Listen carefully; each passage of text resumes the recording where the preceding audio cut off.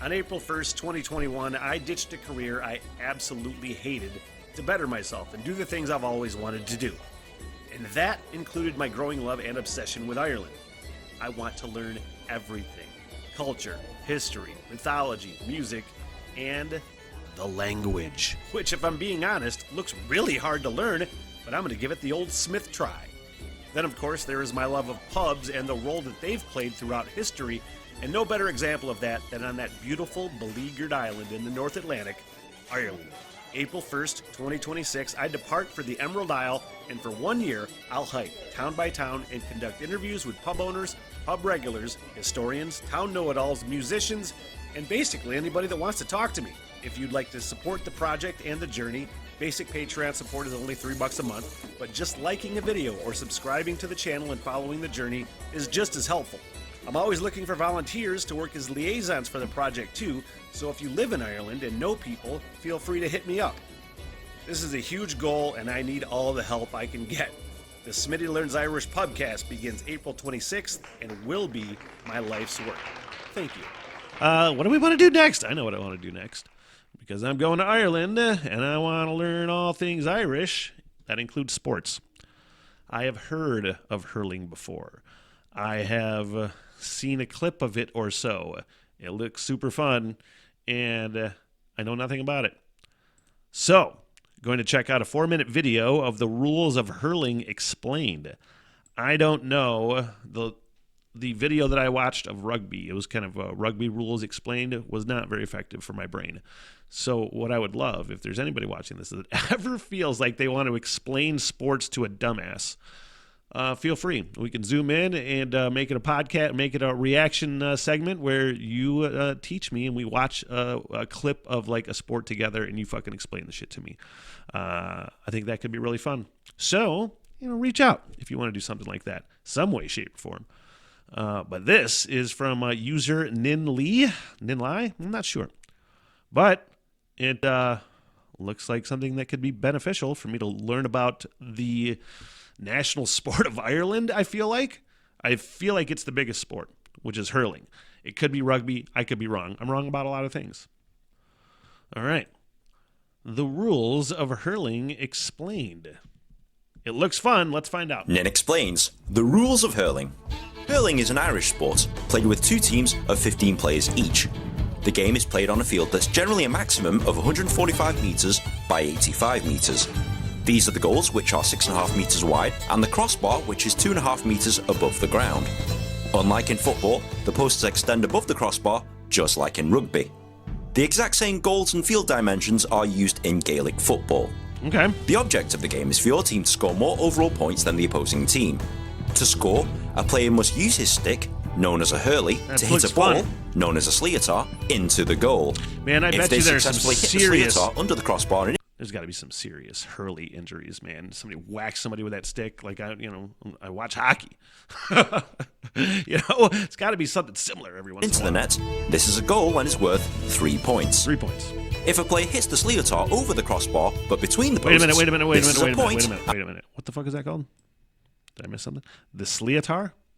Is that the ball? I think so. Points. If a player hits the sliotar over the crossbar, but between the posts, this is a point, and this scores 1 point. The game is played in 2 30-minute halves for a combined playing time of 60 minutes. Highest score at the end of time wins. Any game that results in a draw must be replayed. Surely it can't be that simple. Well, it's Wait a not. second. That's another fucking question. It's 2 30-minute halves. The whole fucking game has to be replayed if it's tied? Is that true? Move the ball up the field in hurling. You can move the ball by hitting the ball with the hurley out of your hands, hitting the ball with the hurley along the ground, kicking it along the ground, kicking or lifting up the ball with your hurley and then striking it. A player can also run with the ball if he bounces it on his hurley. No shit. A player can catch the ball with his hands in the air. And a player can hand pass to a teammate where you slap the ball with an open palm.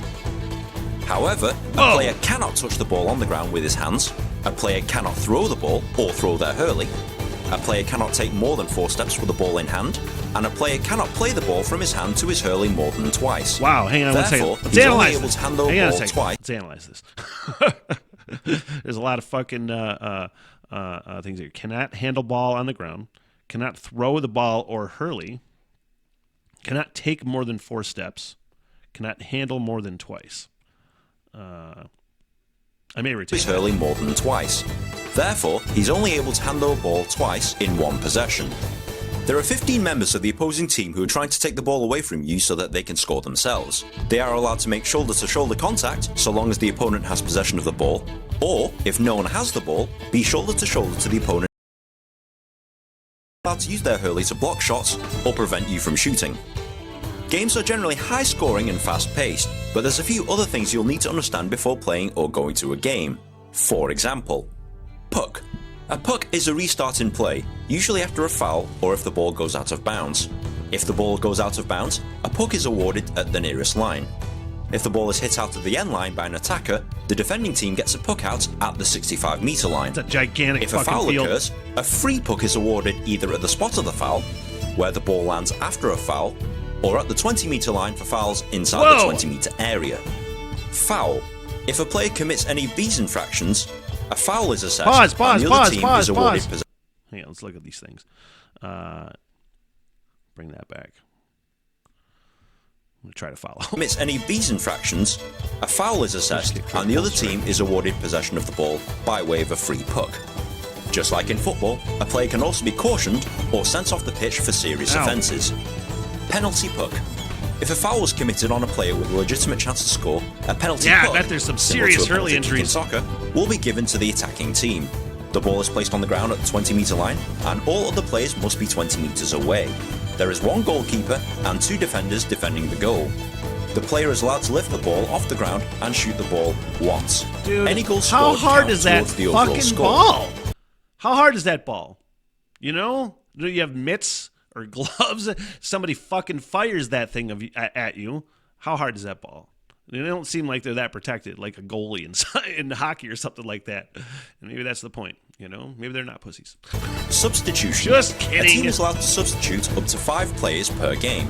Very similar to football, the players must wait in the substitution area and players must enter or exit at the designated area only, and only in a stoppage of play. To the uninitiated, hurling seems like a strange sport to understand, but once you understand the rules, it becomes a great sport to watch. If you have found this video at all helpful, please like, share with your friends, comment and subscribe. It took me ages to make one of these things, and good karma is very much appreciated. If you're also on Reddit, you can post this video and discuss it there. Agreed. But in the meantime, enjoy hurling.